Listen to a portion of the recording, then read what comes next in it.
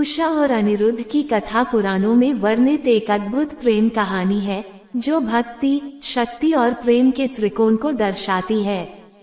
ये कथा श्रीमद् भागवत पुराण और हरिवंश पुराण में वर्णित है।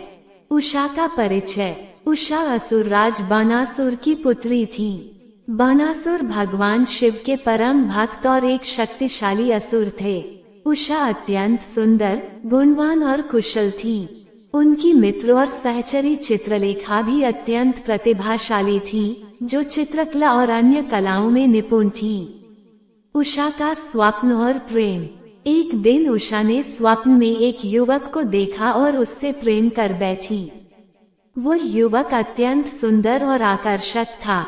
जब उषा जागी तो उसका मन व्याकुल हो गया। उसने अपनी मित्र चित्रलेखा को स्वप्न में देखे गए युवक के बारे में बताया।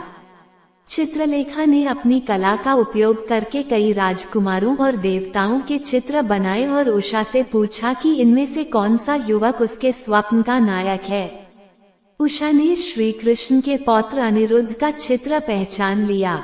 अनिरुद्ध श्री कृष्ण के पुत्र प्रद्युम्न और रुक्मिणी के पुत्र थे। चित्रलेखा ने अपनी योगिक शक्तियों का प्रयोग करके अनिरुद्ध को रातों रात बानासुर के महल में उषा के कक्ष में पहुंचा दिया। उषा और अनिरुद्ध का मिलन। उषा और अनिरुद्ध एक दूसरे से मिलकर बहुत प्रसन्न हुए। उनका प्रेम और अधिक गहरा हो गया। अनिरुद्ध गुप्त रूप से महल में रहने लगे, लेकिन इस बात की जानकारी बानासुर को हो गई। बानासुर को ये स्वीकार नहीं था कि एक यदुवंशी राजकुमार उसकी बेटी से प्रेम करे। उसने अनिरुद्ध को बंदी बना लिया और कारागार में डाल दिया। श्री कृष्ण और बानासुर का युद्ध। जब श्री कृष्ण को अनिरुद्ध के बंदी बनाए जाने की सूचना मिली तो वे अपने भाई बलराम और यादव सेना के साथ बानासुर के नगर शोणितपुर पहुँचे। बानासुर ने भगवान शिव से सहायता मांगी।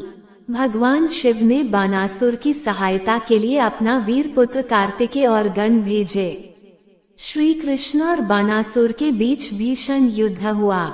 भगवान शिव ने श्री कृष्ण से युद्ध किया, लेकिन अंततः श्री कृष्ण ने पाशुपतास्त्र से भगवान शिव को शांत किया। इसके बाद श्री कृष्ण ने बानासुर के हजारों भुजाओं को काट दिया और उसे पराजित कर दिया। अनिरुद्ध और उषा का विवाह। बानासुर ने अपनी गलती स्वीकार की और श्री कृष्ण से क्षमा मांगी। श्री कृष्ण ने उसे जीवन दान दिया।